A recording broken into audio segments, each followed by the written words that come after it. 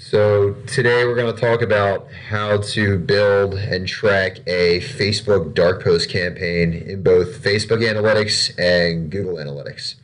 And all you're going to want to do is you're going to want to start by opening up a new browser and typing in Google URL Builder.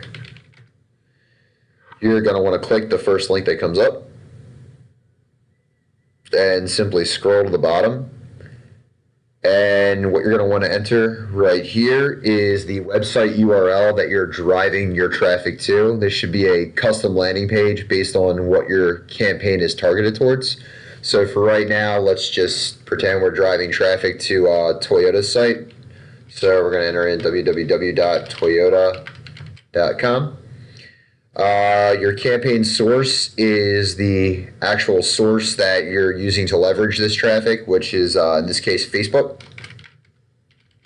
Your campaign medium is your method of how you're actually obtaining this traffic. So whether that's a pay-per-click campaign, an email blast, or any other digital form of advertising that you might be using, that's where you want to enter this. So here's a pay-per-click campaign.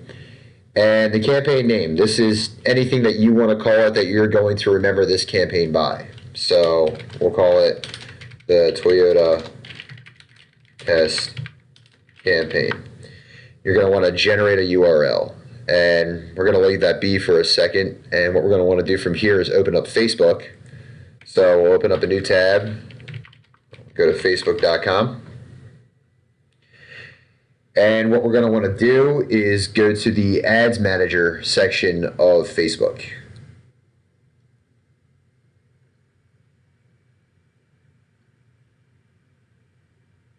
And from here, what we want to do is actually create a tracking pixel. So we're going to click on Tools, and we want to go to Pixels. And from here, we click on Actions. And normally, if you have not created a pixel, you will be prompted to do so here.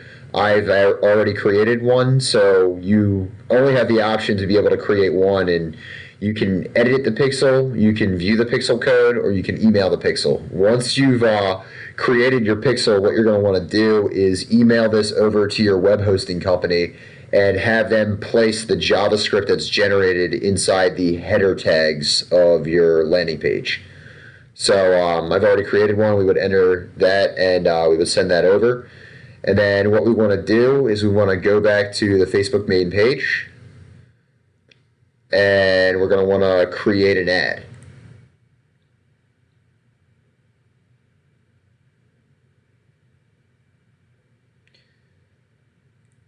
So from here we can choose a number of campaigns that we can go after. I typically like to choose the send people to your website.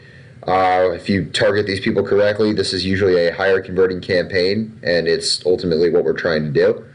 So we click that. And right here is where you want to enter that Google URL that we built previously. That's the tracking URL for Google Analytics. So we're going to flip back to our other screen, and we're going to copy this. And we're going to paste it right into here.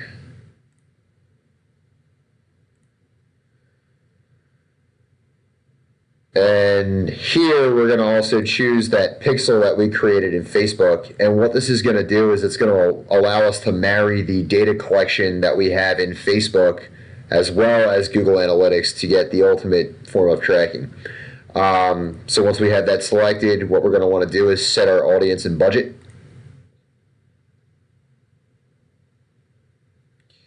And from here is where we start building out the targeted demographic of who we're going after. I'm located in Baltimore, so naturally I want to try and capture people from that area. You can edit the mile radius that you want around the city, or you can choose the city itself. I'm going to also select a couple of neighboring towns that I know I'm driving web traffic from.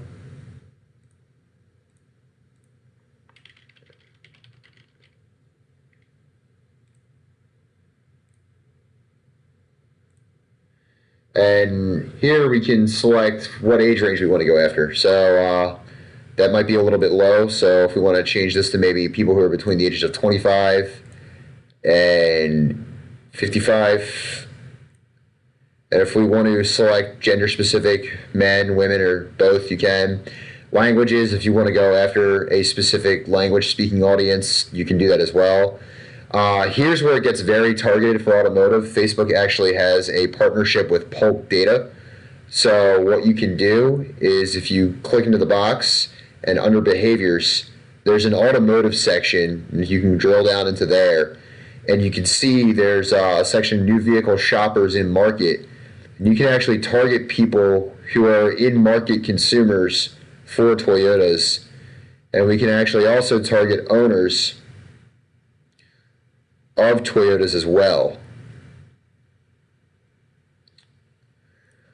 So based on what you're trying to achieve, you can select a very diverse demographic. If you're trying to run more of conquest campaigns, like let's say you're a Toyota dealer and you are promoting the new RAV4 that was just released, and you really want to go after that maybe Ford Escape customer, that Nissan Rogue customer, that Honda CR-V customer, you can create a landing page and specifically target owners of the Ford, Hyundai, Nissan, Ford model that you want to go after, drive them to there, and that creates a really good conquest campaign. If you scroll down, you can select your budget. I typically choose to go with a lifetime budget, as it allows me to see over a holistic view of how long this campaign is going to operate for and how much money I want to spend over the lifetime of this campaign. So let's say I wanted to start March 1st, and I wanted to start maybe at 10 in the morning. And I want this to go until the end of March, so the 31st. Same thing, we'll have it end at 10 in the morning.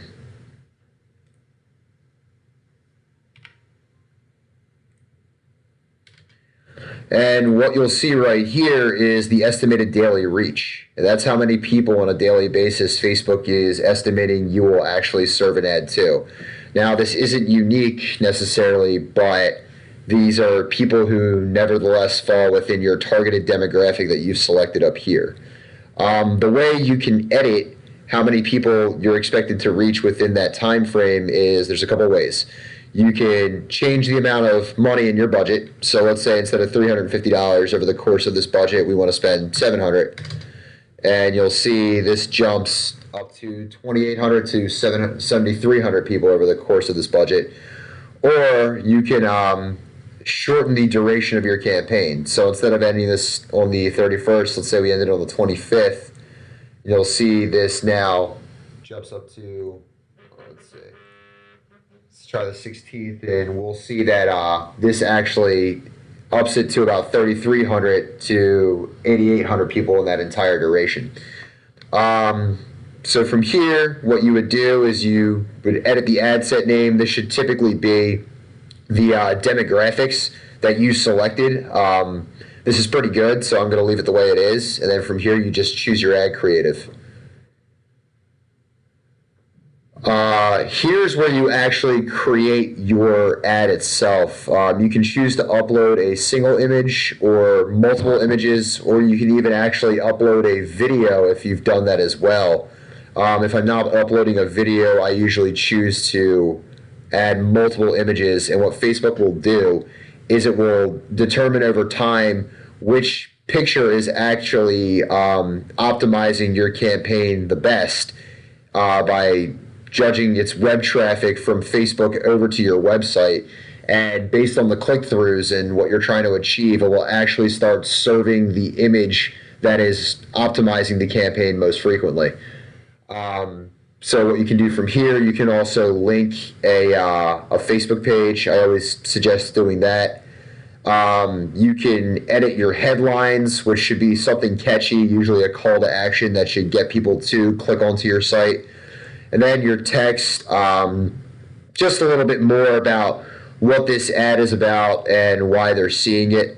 You can also edit where this ad will appear in the user's profile. So if you want to run solely just a mobile sort of campaign, maybe you want to click out the desktop right column and the audience networks. And then from there, you're pretty good to go. If there's anything else you want to change, you can do so here. And if you're ready to send this through, all you would do is hit place order. And yeah, you should be good. Hope this helps.